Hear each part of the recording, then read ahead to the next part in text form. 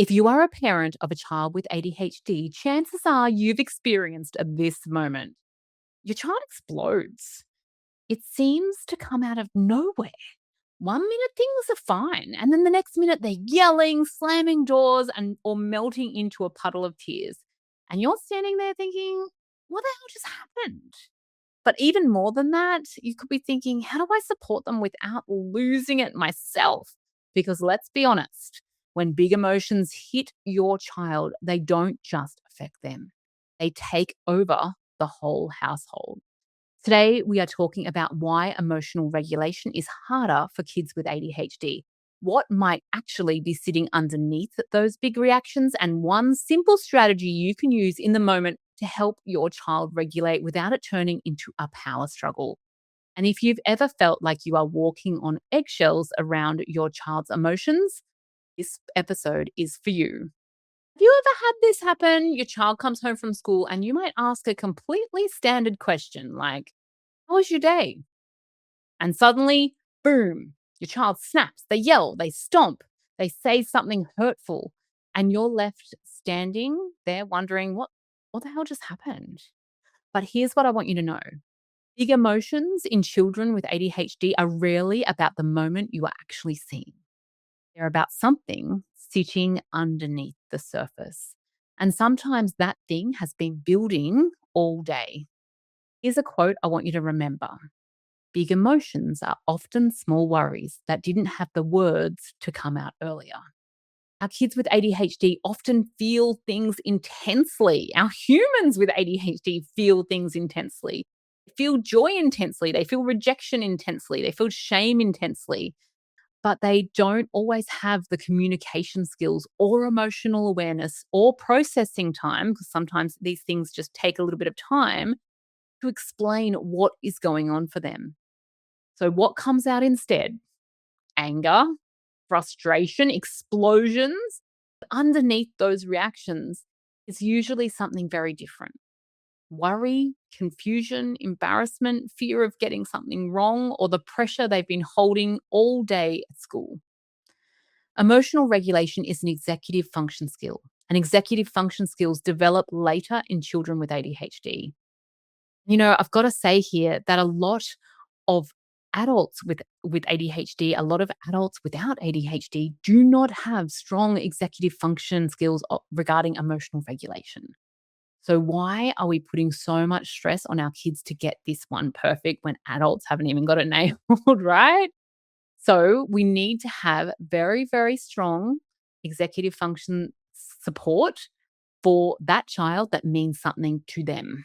We need to have those strategies on offer, on hand, so we can help support our kids to navigate emotional regulation. Really, really tricky for us, especially if we do not have the strong emotional regulation skills ourselves.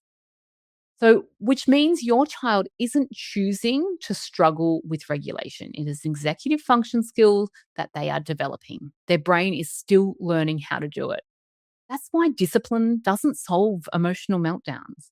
Because when a child is dysregulated, the thinking part of their brain is temporarily offline. The gate is closed. And this is where parents get stuck because we try and reason or negotiate or we explain or we try and correct the behavior, but none of those things work when the nervous system is in fight or flight. The brain needs regulation first. Then it might be able to do some problem solving. So I want to share with you a really simple strategy. And I love scripts. I need scripts, right? Because I can tell you right now that if my child is yelling mean things at me, I'm going to become dysregulated and I'm not going to know what to do in the heat of the moment. So I have scripts practiced in my head. And one of my things that I love supporting families to have is their go-to scripts.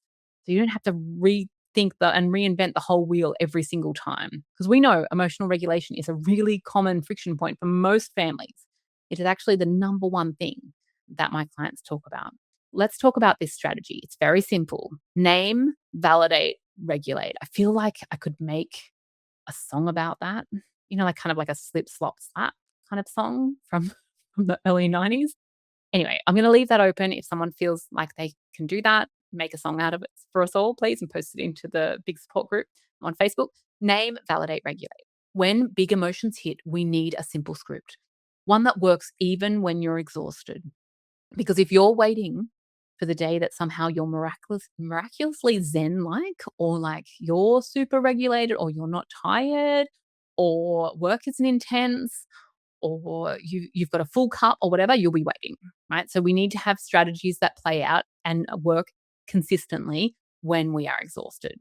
The strategy I teach families is name, validate, regulate. Let's break it down. Not in song version yet. Number one, name. Help your child put words to the feeling, because often they don't actually know what they're feeling yet. So their body is having a big, fast reaction, but they're not quite sure what's underneath it. So you might say something that is quite neutral. So you might say, hey, it looks like you're feeling frustrated right now. Remember, we don't want to throw shame. So we're just going to go for something that's nice and neutral. Or something feels really big for you right now. You're not trying to analyze the situation. You're simply helping their brain identify the emotion.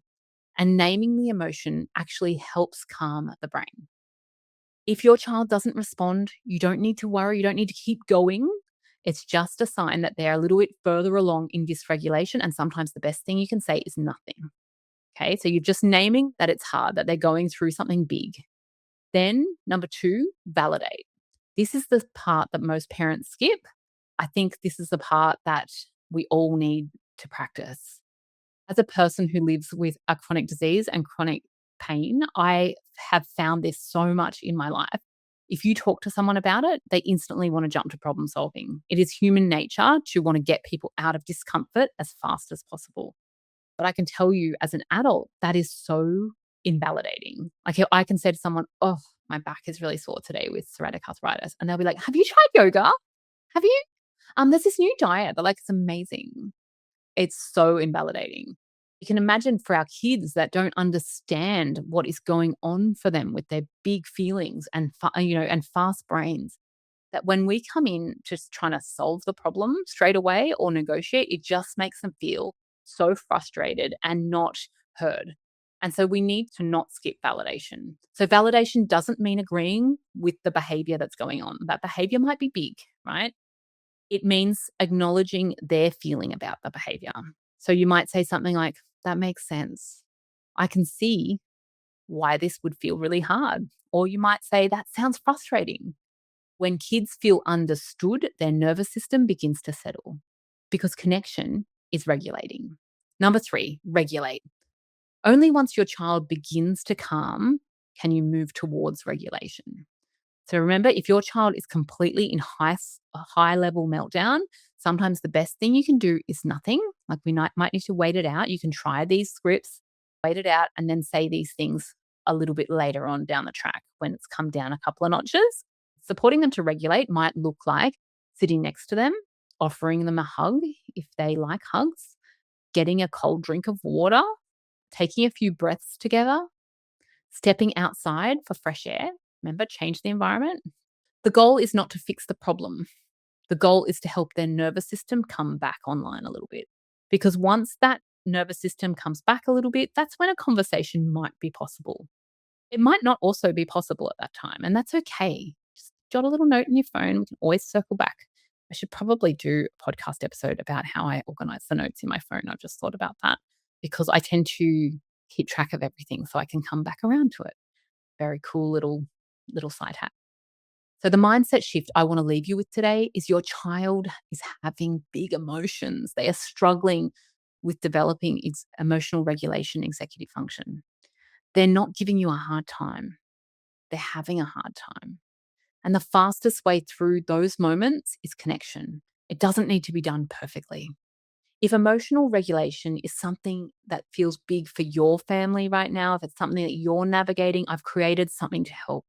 It's a free guide called 5 Ways to Navigate Emotional Regulation Without Power Struggles. I'm going to put a link to it in the show notes. And inside, I walk you through 5 simple strategies to help you respond to big emotions in a way that supports your child's nervous system and protects your connection. You can download that link in the show notes because when we understand what's really happening underneath your child's behavior, everything starts to feel a little bit more manageable.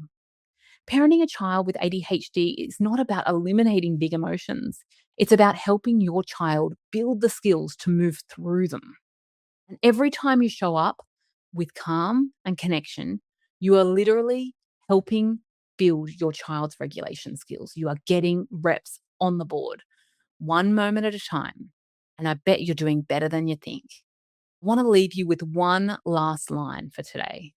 Emotional regulation isn't something we demand from children. Remember, most adults don't have this nailed yet, right? So we can't demand that off our little people yet. It's something that we teach them with the right support. So we don't want to demand it. Consider it a skill that is taught. And once we support them to have those emotional regulation skills, that is a beautiful skill that they can carry through life. Make sure you jump into the show notes and get that free resource to support your family with emotional regulation.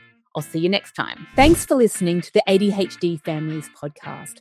My mission is to help you build a family life that isn't just managed, but truly joyful. If you're with me on that mission, please share this episode to help us reach more parents. Don't forget to subscribe and leave a review. It's a small act that makes a massive impact, and it also makes me do a little happy dance. For more support and strategies, find us over at thefunctionalfamily.com. I am in your corner. See you next time.